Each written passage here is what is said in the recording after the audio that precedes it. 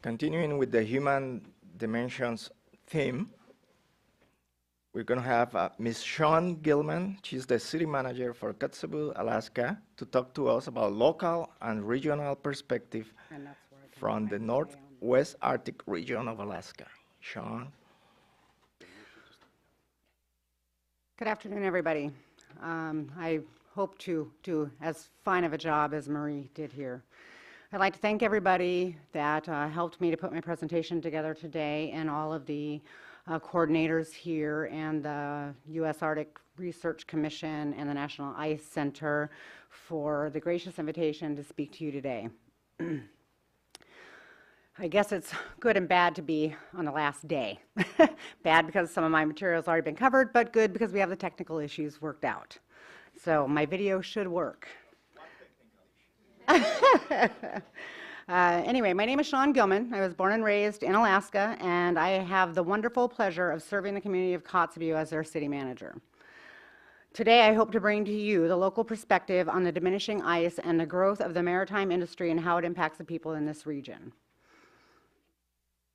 So where is Kotzebue? Kotzebue lies 26 miles northwest in the Northwest Arctic region above the Arctic Circle, and it is a central hub for 11 outlying communities. It is a coastal community within the Kotzebue Sound off the Chukchi Sea.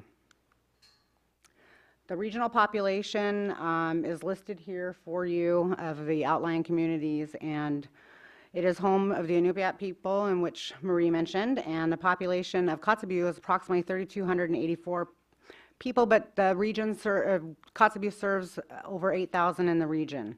It's a central delivery point for goods and supplies to many of these smaller outlying communities. Each community has a shared perspective that diminishing ice is impacting their traditional way of life. Subsistence lifestyle is a way of life there. One of the greatest concerns is food security, and is a top priority for those who live in the region. Resources are diminishing and becoming more difficult to reach. The cost of reaching those resources is climbing.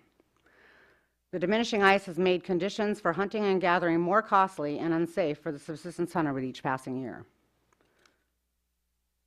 People of this region rely heavily upon subsistence lifestyle. This could be the difference in having enough food to feed their family. Caribou and seal are the most important staples in the diet for the people in this region. Animal migration patterns are changing with the warming climate. Caribou herds are running much later and on different paths. Birds are migrating at different times. Berries are coming earlier and dying off faster, and marine life is migrating further north.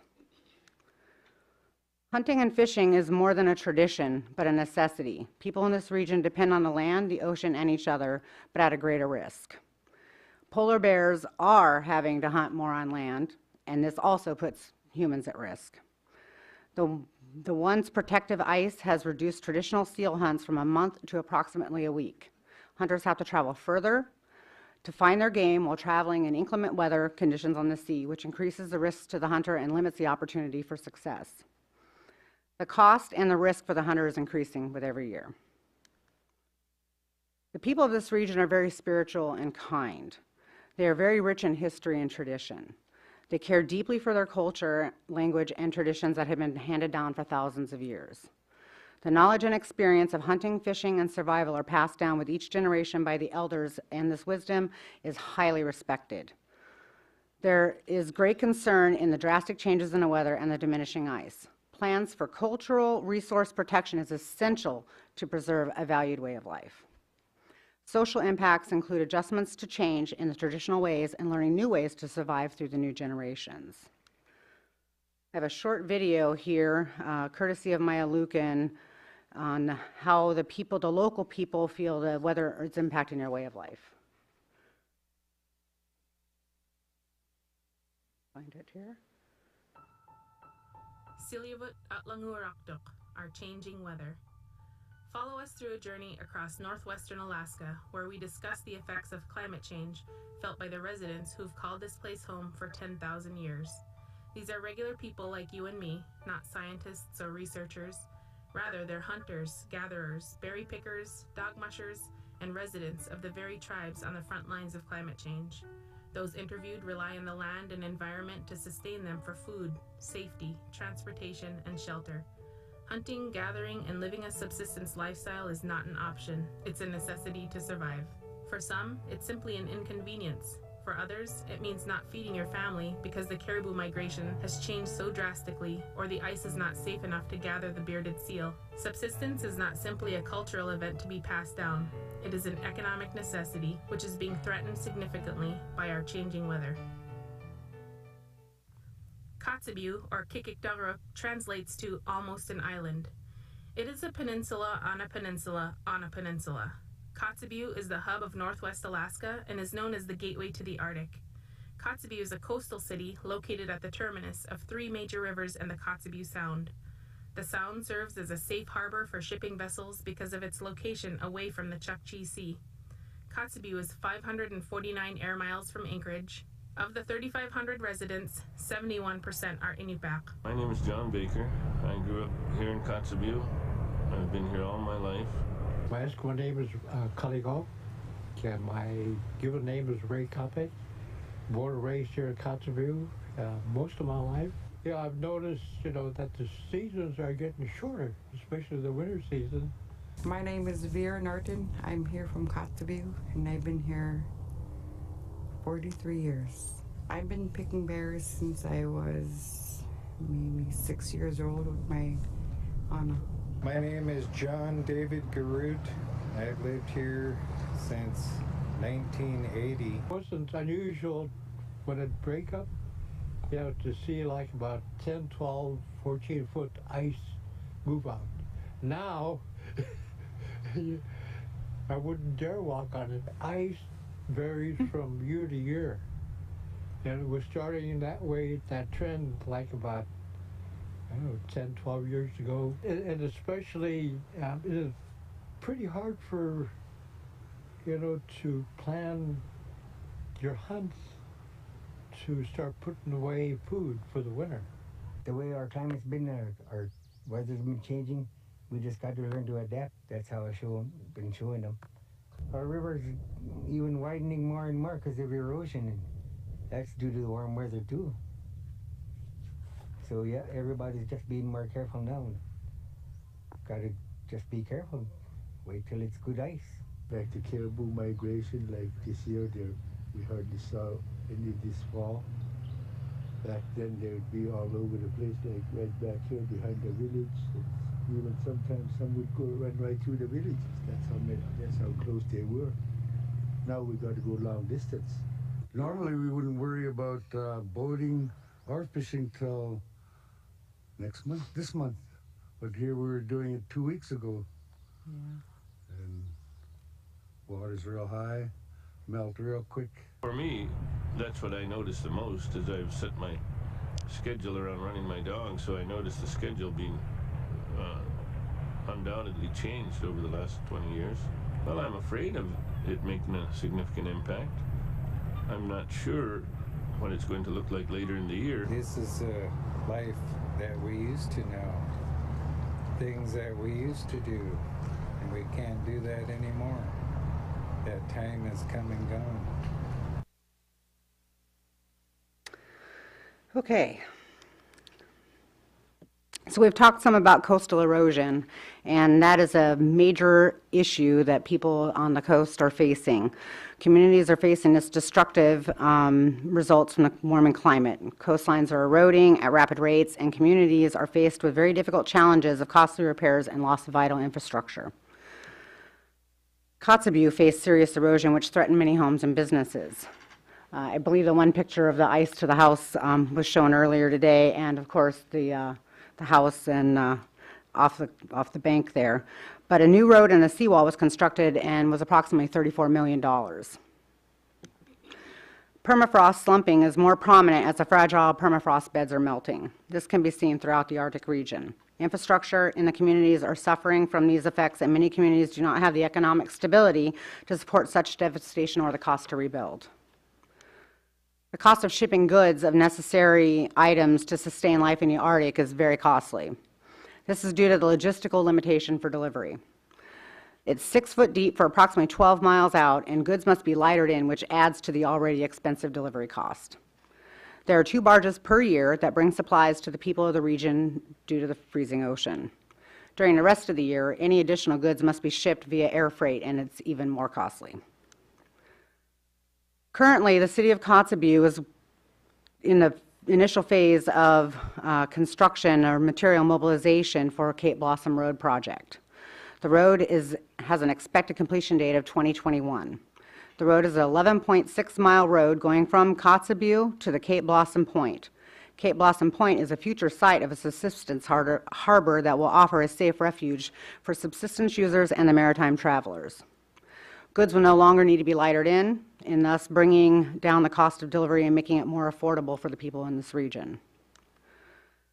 Cape Blossom Point offers a natural depth that would be suitable for a future subsistence harbor deep draft port. It's naturally 24-foot deep and can be extended to accommodate to 35 without costly dredging. The Cape Blossom project has been in discussions for more than 30 years, and with the road project underway, the harbor port project is in the planning stages. The project is sponsored by the native village of Kotzebue and co-sponsored by the City of Kotzebue. There is a collaborative effort on this project and is widely supported locally and regionally. The impacts of the maritime operations. There's obviously some benefit to maritime operation activities up there. If we are able to get the Cape Blossom subsistence harbor built, that will provide safety to the subsistence user, offer an economically logistical location to deliver goods for the region, driving down the cost of living, serve as a safe harbor and offer refuge to mariners, provide a positive economic impact, development and growth, as well as stability to the region, serve community members, shipping lines, and other mariners, and offer the necessary growth for national security for a vast unprotected coastline in a strategic location. Negative impacts are disruption of traditional subsistence practices, potential further impacts of migration of marine animals, polar bears, and fish, and increase in potential for pollution of the waters.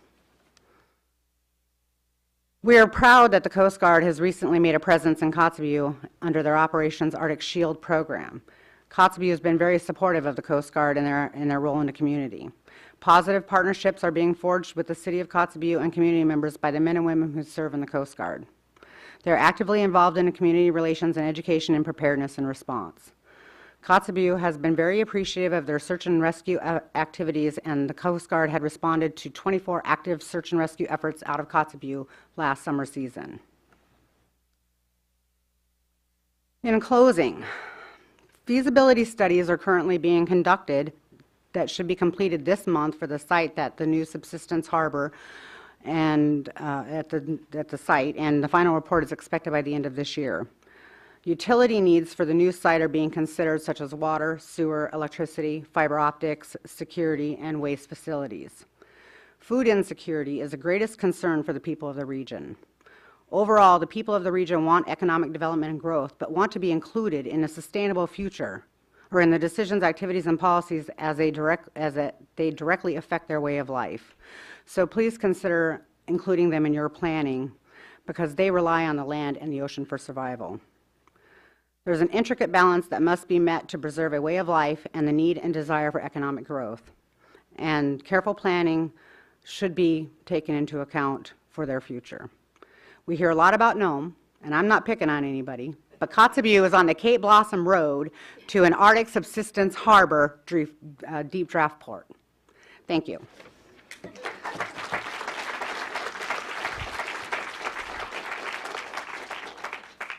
Stop picking on them. I'm sorry. So thank you very much, Shawn. We have a few online questions. Any questions from the audience? Okay, while you get to the microphone, I'm going to start with the first online question. I'll do my best. Since there are growing challenges to hunters, have people in the region attempted to farm reindeer for meat, for local consumption, and for export and sale, like the Sami and in the Nordic countries? Not to my knowledge. I have a mini pig. That's about as close as we get. All right. Thanks. Yeah, thank you so much for your presentation. I really enjoy hearing more about what's going on in Kotzebue. I'm wondering if you could say a little bit more about the Cape Blossom Harbor, because as was presented at this conference a couple days ago, there are harbors and then there are harbors. What are you intending for that to look like in the medium to long term? Yeah, may I interject that one of the questions has to do with who's going to pay the $44 million for the Cape Blossom Road as well. So, you know, there's a investment issue in terms of having the things done. Cape Blossom Road project, we believe all of our funding is already secured and in place. And as far as Cape Blossom Harbor goes, I believe in the beginning stages of it, it will be a subsistence harbor, and I believe the potential for growth at that time will be made available. Can I inquire further as to Sure. where the funding is coming from? I Where think- that funding's coming from? Well, we're still in the planning stages. Okay, yeah, we'll leave it We're at that. hoping you're going to write the check for that. Okay, sure. I'm unemployed at the moment, so. All right, any other questions from the audience? If not, there's one more question online. Okay. Oh, no, I think we're good. Oh, thank you. Thank you. Thank you.